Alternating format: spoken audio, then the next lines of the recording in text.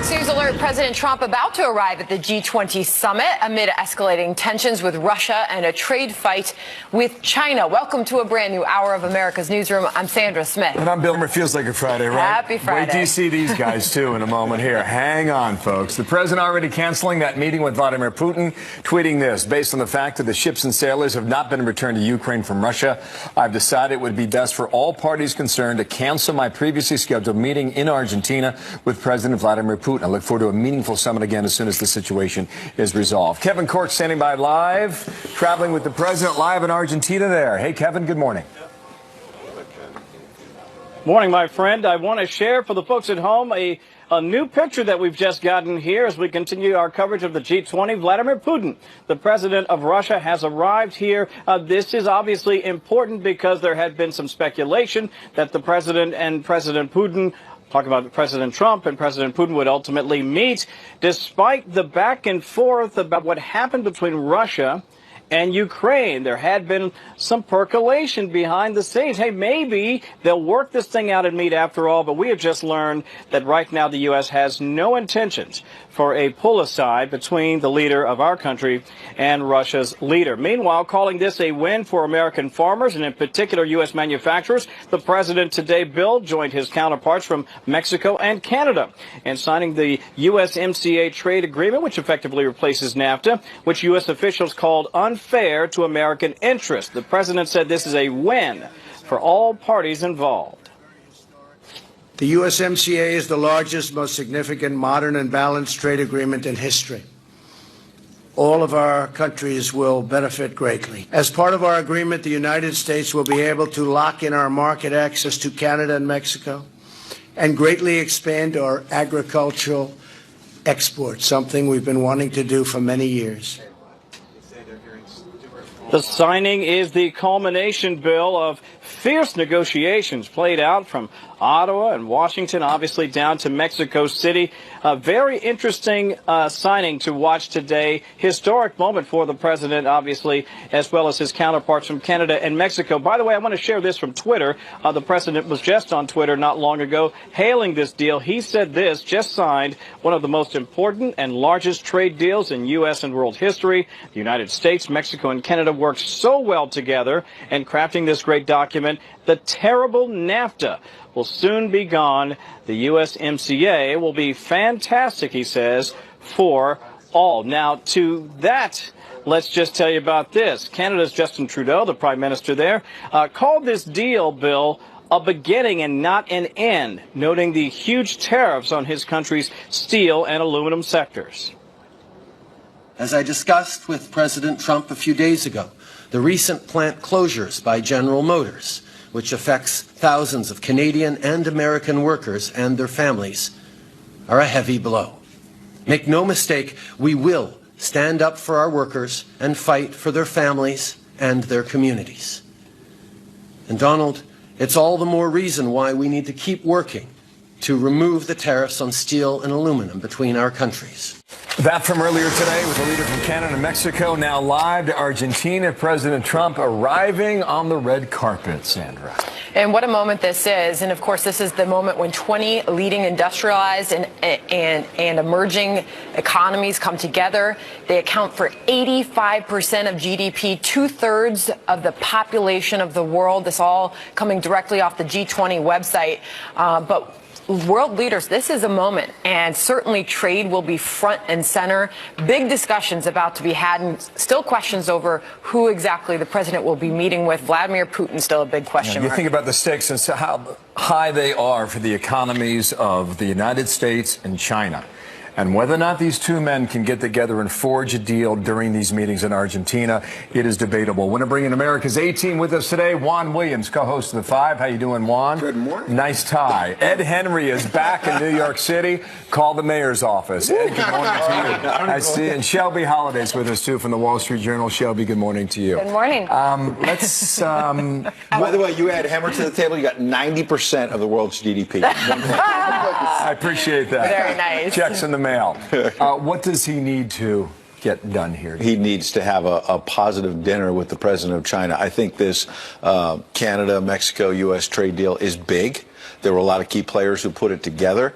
And go back to the 2016 campaign. This is a classic Trump move where he said, art of the deal, I can renegotiate this. And practically everyone, even in his own party, said, you can't renegotiate NAFTA, buddy. You can't. This is a pie-in-the-sky thing. Canada and Mexico said, we're not going to, and they did. And the U.S. got a pretty good deal here. So I think it sets the table for the main event, which is the dinner tomorrow night between President Trump and President Xi of China. The world is waiting. That's not an exaggeration. I mean, I've covered a lot of these G20s, Bush, Obama, and Trump. And they're snoozers. You know, everyone sits around, communiques and all of this nonsense. This is a big trade deal to set the table, but everyone's watching. They need to have some sort of a deal, a truce, if you will, on the tariff battle, whether you want to call it a trade war or whatnot. And if they get some sort of a deal tomorrow night, China and the U.S. at dinner, the president's going to have a huge summit, number one, and number two, the markets are going to be rocking next week. Just to update you on the G20, we had to go through this ourselves. 19 member nations plus the European Union. When you watched that signing ceremony this morning, what message did it send not only to the G20 members but to the world? Well, I do think Ed's right. It was a table setter for this big meeting to come. And I think trade is the focus. You know, so often we talk about foreign policy and all of these different things leaders are discussing. With Trump at the table, it's all about trade. And so it sends a message that Trump is serious about his trade deals. He is serious about the pledges he made on the campaign trail. And, by the way, he's actually able to accomplish some of the things he set out to accomplish. Whether or not he's doing it in a posture that people like or not, you know, you talk to a lot of Trump supporters who say, I don't really love the rhetoric and the things he's saying, but what he is doing, they fully get behind. And I think that's the signal he's sending. The competing visions of these two countries, Shelby, and Juan, to you on this as well. President Xi has an idea for where he wants to take China. And President Trump has an idea where he wants to take the U.S. economy. And a lot of this comes down to protecting your intellectual property and not allowing other governments, other countries to allow their people to imitate the product you produce. This is front and center for the West Wing and the White House. Well, Can they make headway?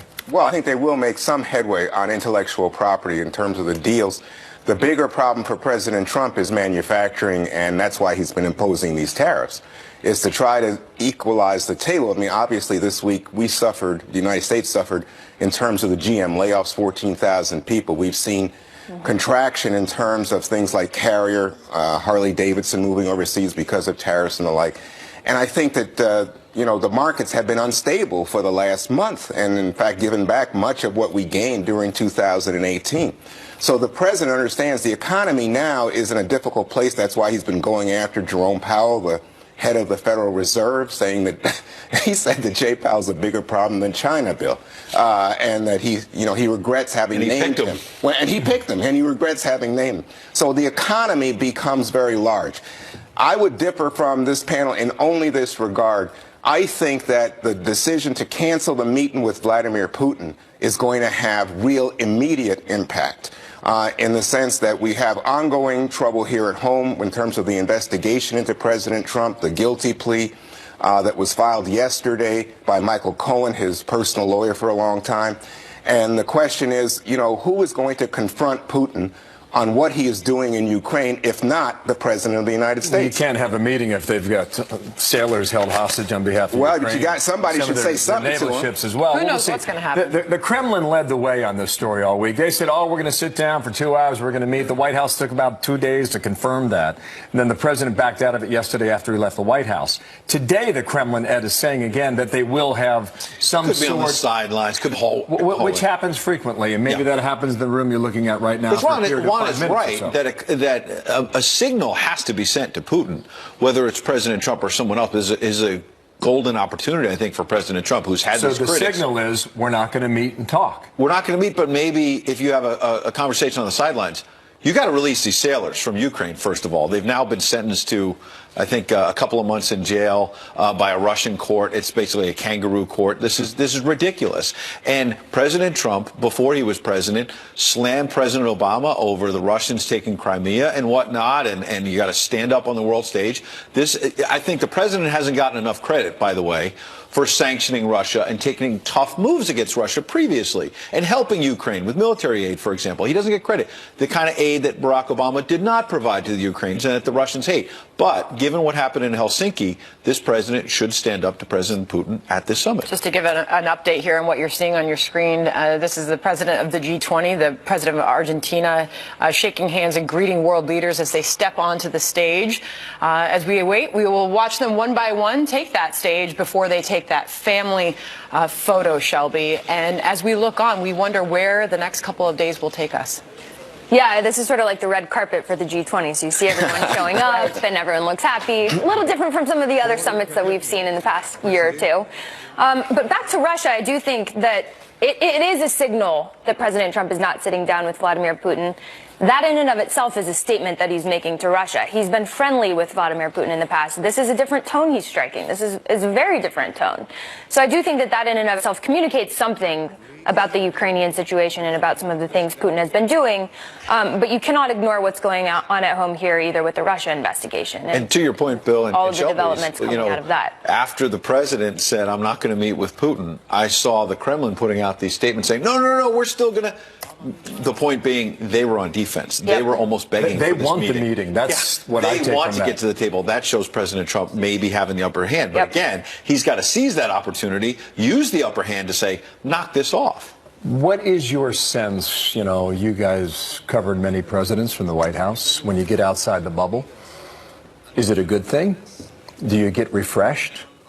Do you get away from the trappings of Washington, D.C.? Absolutely. Or do you watch the events that we watched yesterday for a period of 3 hours here on our program with Michael Cohen, a surprise appearance in Lower Manhattan before a judge?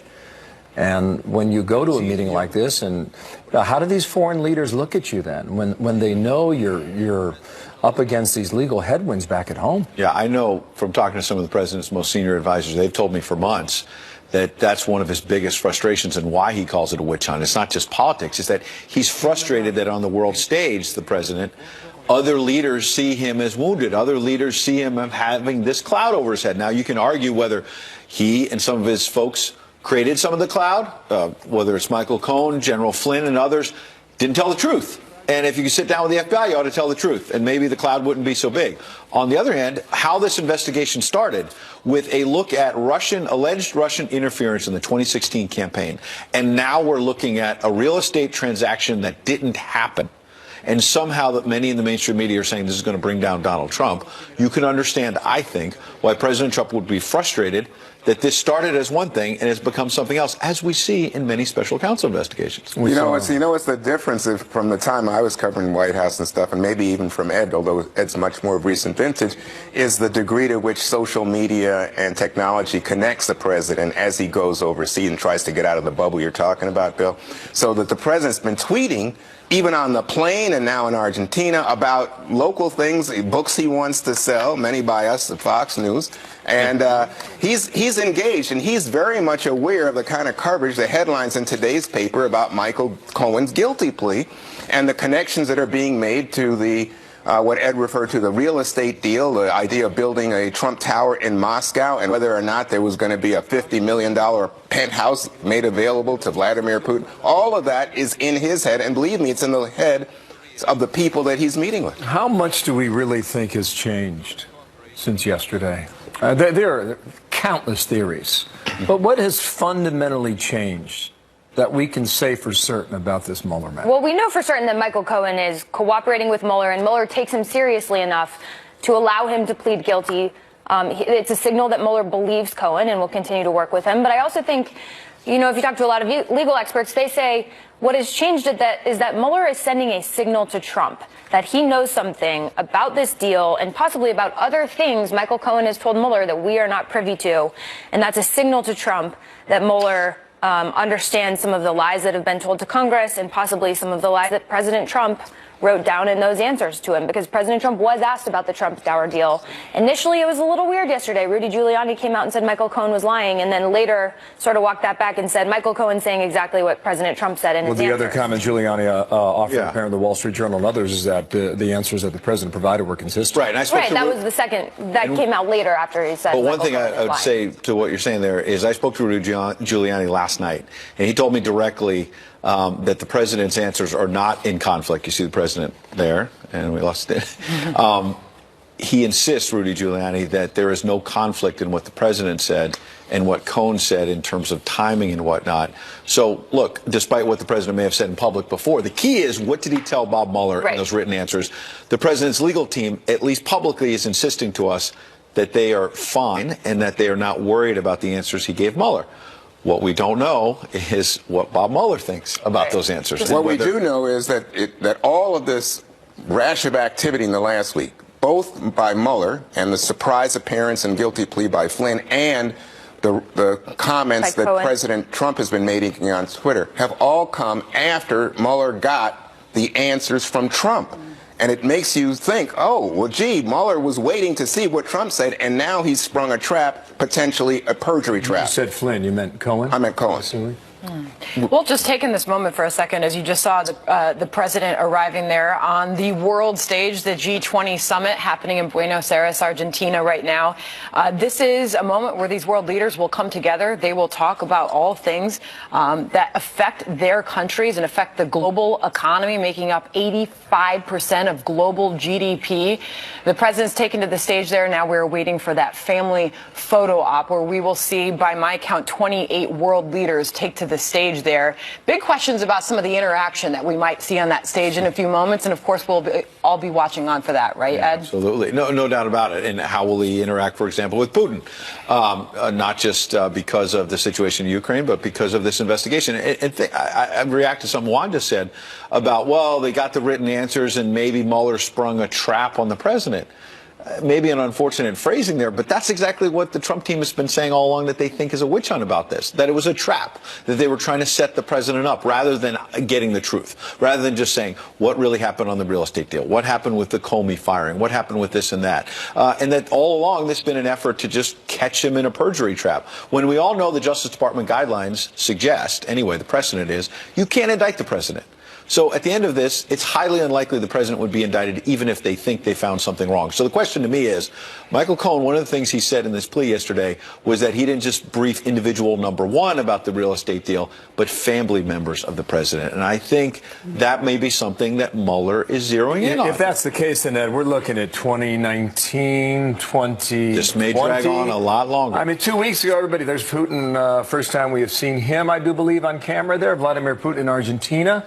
We'll see what comes of that. Just trying to... There's another. Yes, Mohammed bin Salman from Saudi Arabia. The White House said this week that there will not be a meeting between the president and MBS in this meeting here in Argentina. You know, the pushback on behalf of Capitol Hill, Republicans and Democratic senators alike were saying that, you know, the money that the U.S. is giving Saudi Arabia to fight that war in Yemen should be extracted. That was a major sticking point for the White House when you think about Mike Pompeo and James Mattis going to brief those senators behind closed doors to say, look, Saudi Arabia may not be the greatest friend, but you're dealing with a tough neighborhood. There's the Japanese president as well. You're dealing with a tough neighborhood, and they are helping the U.S. with efforts in Baghdad to help stabilize that government, and they are helping in the region to push back on Iran. Iran is the big part, and the president has cited that again and again. You see Theresa May there. Obviously, she's dealing with the fallout from Brexit and coming up with a plan. There are a lot of going on. Yeah, a lot of world leaders who have big problems back home. What's remarkable is the times, and Juan, you referred to this, the times we've covered these meetings and nothing comes from them, Shelby. It's a communique that was probably arranged and written before the thing even started. This is an entirely different ballgame, and I believe, as we reflect on President Trump's first trip to NATO, that's really when we understood how he was going to conduct his own personal relationship with the world leaders. He's going to poke the bear. If he doesn't like the communique, and again, and again, and so there will be headlines from this in a way that we are not he was flying typically back from the G7 from Canada, and on Air Force One, he saw the Canadian Prime Minister having a news conference, poking at the president. The president went on Twitter and said, "I'm not playing with this anymore," and blew the whole thing up. It's always fascinating to watch your body language. Well, There's been a bit of that. I also like to watch the positioning, because this is all very much like a Saturday night prom, and everybody's position has been predetermined as they stand. The name's on the floor, right? Exactly. Well, and think about when they announced the trade deal, and you had the Canadian, Mexican, and U.S. leaders, and the president was front and center, number one, and spoke first, and made it clear that this was the deal that he brought together. We're just going to hang with this and see if the body language shows us anything, if there's any commentary also. The president's going to meetings after this with the Japanese leader and others. Remember that moment at NATO when he looked around the building and said, "Nice building, who built this?" How much did that cost? How much did that cost? And that was the first shot he fired at these NATO members to say, you got to pony up more money for your own defense. Yeah, the U.S. is paying for that building. The U.S. dues are paying for that expensive building at NATO. U.S. dues are also paying for world stability and peace post-World War II, but he feels like it's a real estate deal, and I understand that, but you know, and we should insist that NATO members pay up their fair share. And many of them are starting to do that. I just think all these relationships are more fascinating in ways that we have never seen. It's the Trump factor, isn't it? It's the Trump factor. That's what you just said about NATO. And the Trump factor in Argentina rolls on. So get a quick break here. We'll be back in a moment here. We'll cover this and a lot more here on America's Newsroom. Between President Trump and Vladimir Putin. Whether that happens, is that a pull aside? Is that a 2-minute conversation? What is that? Is that more than just a handshake? We'll see. But there will be a lot of news out of this regarding Russia, regarding China, and already the news about the new deal that was signed between Canada and Mexico, rewriting the rules on NAFTA. It takes us back 20, 25 years. So a lot of news expected from Argentina. A lot of meetings for the G20 over the course of a year, but this is obviously the big one in which the agenda culminates at the Leaders Summit. As we await the president, this could be happening in the next half an hour or so. Trade is going to be a big topic in the meeting with President Xi. NAFTA to be signed obviously already did. And the biggest by far is going to be whether or not that meeting happens with Vladimir Putin. So we await all of that. We do. In the meantime, to the border we go. Some of the migrants stage a hunger strike at the U.S.-Mexico border, saying they've got a right to enter the U.S. to seek asylum. Meanwhile, that city, Tijuana, is buckling under the human strain that is put on it. Griff Jenkins back on the border in that city, Tijuana, Mexico. Griff, good morning. Good morning, Bill. The rain here in the last 24 hours has made dire conditions even worse. Take a look behind me. You can just see all of the clothes, all of the tents, all of their belongings just absolutely drenched. It's in the low 50s here. You can see here the trash that's begun to accumulate, belongings as well as medicine, some drops here, some sort of pills. Remember, we reported yesterday on the health risks here with 60% suffering from respiratory. But look inside here. Look at the very extremely difficult conditions that these migrants, the 6,000 or so, are living under right now. And that is why Juan Manuel Gastelum, the mayor of Tijuana, says that when it comes to blame, he places it exactly on the organizers for bringing them here. Listen.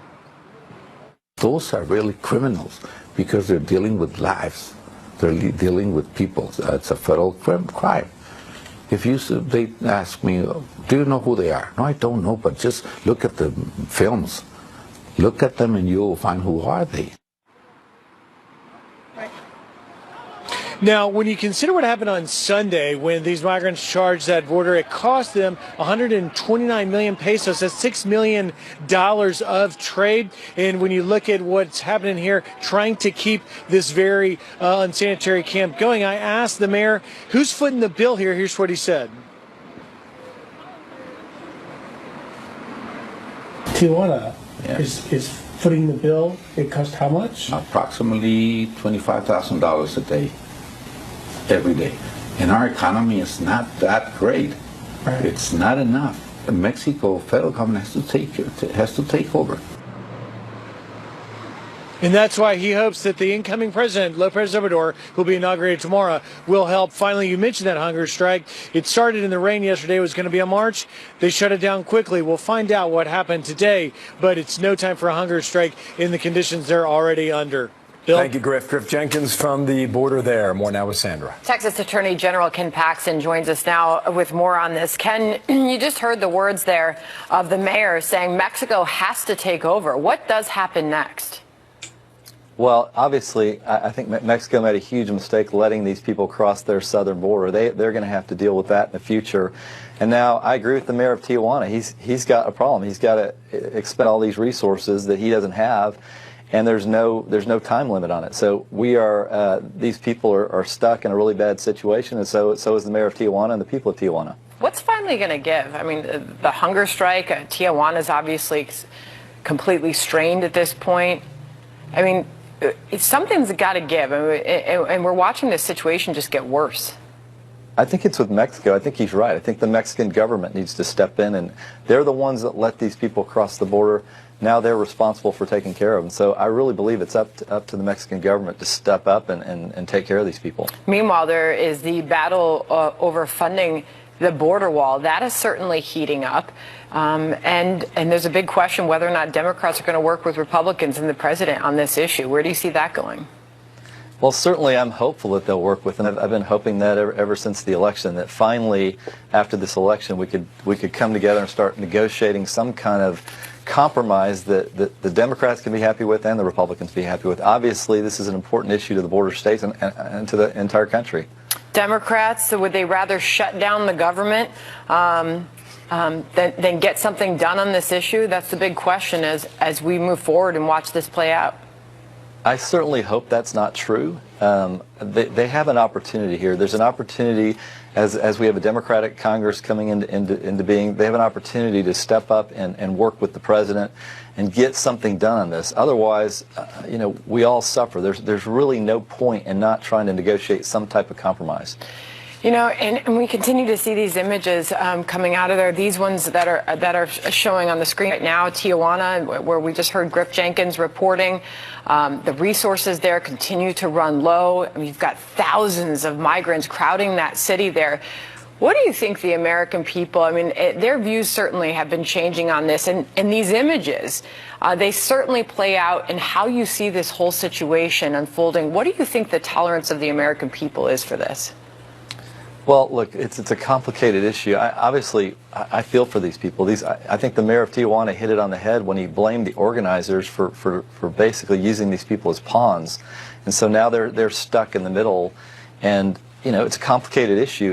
If we allow them in, then it creates an incentive for that to happen over and over again. That's just not the process that our country has set up. And so, I do feel sorry for these people, and I feel sorry for them because of the organizers, and I feel bad that Mexico allow this to happen. What do you make of the White House response to the current situation? The responsibility of the president is to protect the border, to secure the border, to make sure that we're not allowing criminals in, that we have legal immigration.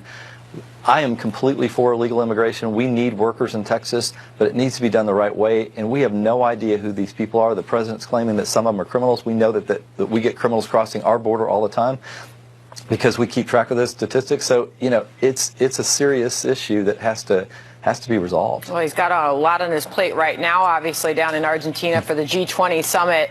But this is an issue that will be front and center, especially over the funding of the border wall and a potential government shutdown. So we'll see how it all plays out. Ken Paxton, thank you for joining us this morning. Thanks for having me on. Have a great day. All right, we're going to have more on this funding fight. Our headliner, House Majority Whip Steve Scalise, has some strong viewpoints on all of this. He will be joining us next hour. Looking forward to that. In the meantime, here we go from the U.S. Supreme Court. This is the first look at the official class picture that features Brett Kavanaugh. Some images that were recorded a bit earlier today. There he is, the latest U.S. Supreme Court justice, and a close-up shot there. So there you have it, all 9. They look happy, right, Sandra? Yeah, and after the recent health scare, I guess you could call it, with Ruth Bader Ginsburg, there she is, and what a moment that is. Yes, it is, Elena Kagan and more. So there you have it, just coming in from the High Court in Washington, D.C. Sonia Sotomayor. Want me to go through all of it? Or you want me to do the whole roster, or should we stop now, huh? I think we can stop. It's certainly a moment to take in after everything that's happened over recently. Nice stuff there. Okay, from the U.S. Supreme Court. There's this from last night. You got this, Smitty, right? All right, Thursday night football on Fox. The New Orleans Saints, one of the best teams in the NFL. But last night, they suffered a big loss to the Dallas Cowboys. Final score, 13. All right. Yeah. I was expecting them. Yeah, come on. All right. The winning streak comes to an end. President Trump doing some high-stakes wheeling and dealing now, meeting with the Chinese president after a trade battle between the the two countries. This is not settled yet. Is there a deal to be made? Congressman Sean Duffy reacts on that coming up next. Plus this.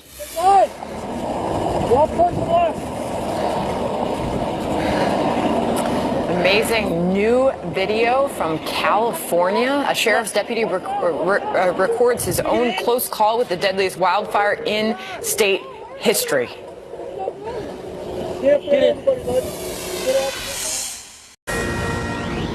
A big morning in Buenos Aires as we await the president's arrival at the G20 summit there. World leaders are making their arrival on the red carpet. As you can see, the cars continue to arrive there, and we await the family picture, that moment where you see those world leaders come together along with the U.S. president for a photo opportunity.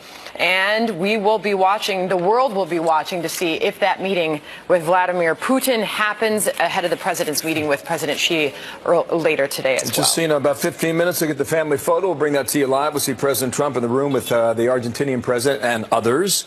And then you will get a working lunch a bit later today and a meeting with the Japanese leader later today. This Putin meeting was supposed to happen tomorrow. We'll see whether or not that takes place. But Saturday night, big doings with the leader of China as well. So President Trump will meet with the Chinese President Xi.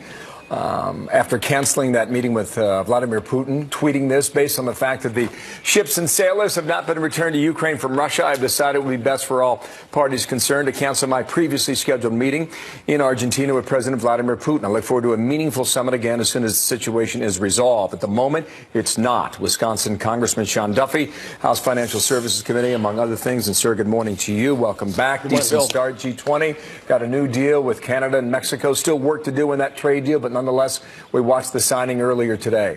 Is it a good idea to meet with Putin, or should you blow that off this time? Listen, I don't think we should meet with Putin. I think there has to be consequences for bad acts and what they've done with the Ukraine. I think the president's right to step away from that meeting, at least for now. Okay. What about President Xi of China?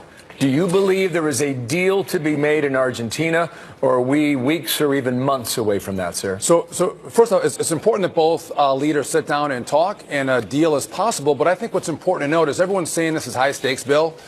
But this is just a meeting of opportunity. If they can cut a deal, great. If they can't, President Trump is going to walk away and wait until he gets a good deal, not just any deal. And I think that's important to note. And what we're doing here is saying, listen, China, they lie, they cheat, they steal.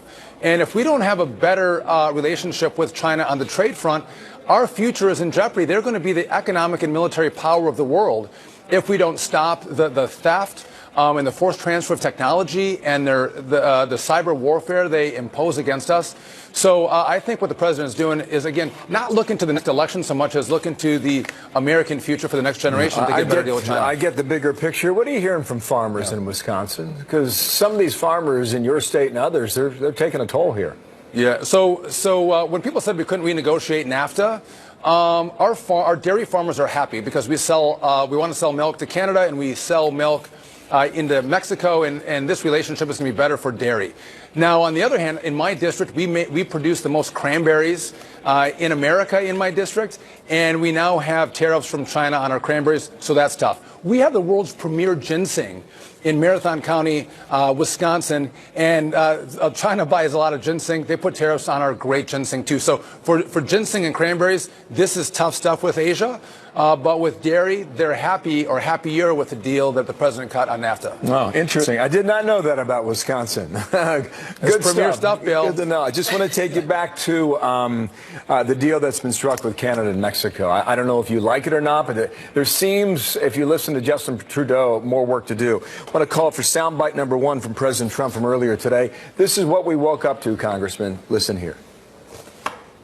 Under the USMCA, at least 75% of our automobiles' content must be manufactured in North America. This will help stop auto jobs from going overseas, and it will bring back auto jobs that have already left. Many, many jobs are already planning to come back.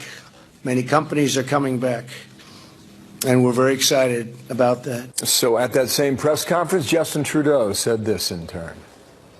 As I discussed with President Trump a few days ago, recent plant closures by General Motors, which affects thousands of Canadian and American workers and their families, are a heavy blow. We will stand up for our workers, and fight for their families and their communities. And Donald, it's all the more reason why we need to keep working to remove the tariffs on steel and aluminum between our countries. They were on first-name basis today. What do you think about the movement on that, the point he's making? Yeah, listen, each side is fighting for their own workers, Bill, right? I mean, President Trump is fighting for American workers, and, Trudeau is fighting for Canadian workers. But let's be clear, we have a great manufacturing bloc in the U.S., Canada, and Mexico. We want to make sure we do have free trade. But I think what the president has done is cut a better deal for the American worker, making sure it's fairer between the three countries.